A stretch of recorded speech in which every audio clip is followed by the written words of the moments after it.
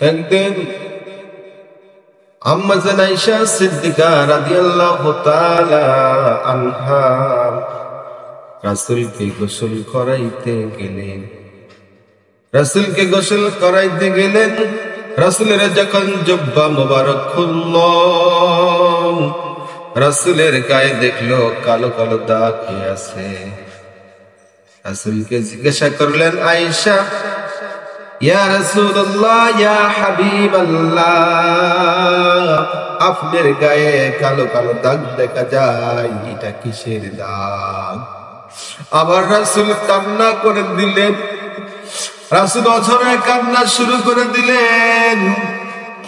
আম্মা জান আয়েশা সিদ্দিকা রাদিয়াল্লাহু তাআলা আনহা রাসূলকে বলতেছেন, ইয়া রাসূলুল্লাহ, আমি এমন কি কথা বললাম আপনার মন খারাপ করে দিলাম? আপনি কান্না করছেন, আমি মাফ চাই আপনার কাছে। রাসূল এবার আয়েশাকে বলে, আয়েশা রে, যে তুমি কালো কালো দাগের কথা বললে, এটা কোনো সাধারণ দাগ নয়। যখন কালেমার দাওয়াত নিয়ে আমি উহুদের ময়দানে তায়েফের জমিনে গিয়েছি, তায়েফবাসীরা কালেমার দাওয়াত গ্রহণ করে নাই। তারা কি করছে? আমার গায়ের উপরে, আমার শরীরের উপরে পাথর নিক্ষেপ করেছে। পাথরের আঘাতে আঘাতে আমি কখনো হুঁশ, কখনো বেহুশ হয়ে গেছি। সহ্য করতে পারি নাই, সহ্য করতে পারি নাই। আয়েশা রে, আমার এই গায়ের মধ্যে যে কালো কালো দাগ তুই দেখতে পারছো, এটা কোন সাধারণ দাগ নয়। ওই কালেমার দাওয়াত দিতে গিয়ে যখন তায়েফের ময়দানে আমি গিয়েছি, তখন কাফের বেঈমানীরা যে পাথর মারছিল, আজ পর্যন্ত সেই পাথরের আঘাতের দাগ মুছে নাই, মুছে নাই। আমি যদি আল্লাহ তাআলার কাছে দোয়া করতাম, আল্লাহ রাব্বুল আলামিন এই পাথরের আঘাতের দাগগুলো মোচন করে দাও, আল্লাহ রাব্বুল আলামিন মোচন করে দিত। আমি বুঝি নাই, বুঝি নাই।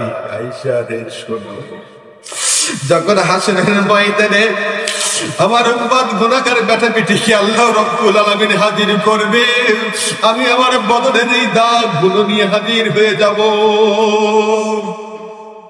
আমার উম্মত গুনাহগার বেটা বেটি আমার চোখের সামনে জাহান্নামের আগুনে পড়বে, আমি নবী হয়ে সহ্য করতে পারবো না। আল্লাহ তাআলার কাছে ফরিয়াদ করব, আল্লাহ তোমার দিনের দাওয়াত দিতে গিয়ে ওই তায়েফের জমিনে যেভাবে আমাকে পাথর মারলো, পাথরের আঘাতের দাগ আজ পর্যন্ত মুছে নাই। আয় আল্লাহ, তুমি এই পাথরের দাগের বিনিময়ে আমার লক্ষ লক্ষ গুনাহগার উম্মত বেটা বেটিকে আল্লাহ তুমি মাফ করে দাও।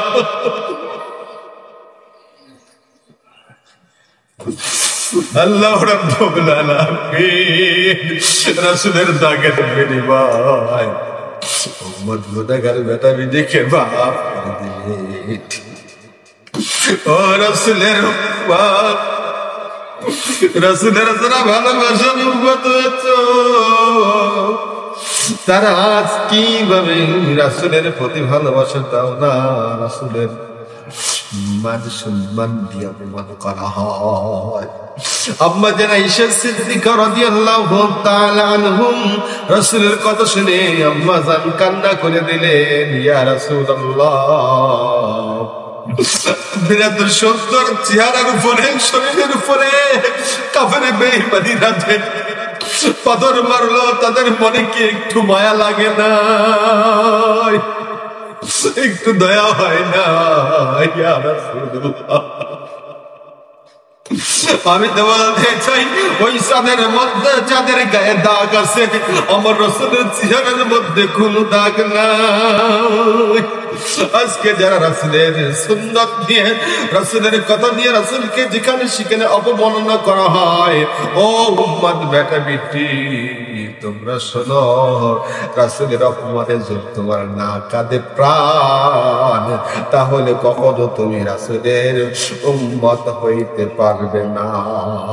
বিশ্ব নবীর অপমানে যদি না কাঁদে তোমার মন, মুসলিম নয় মুনাফিক, তুমি নবীজির দুশমন।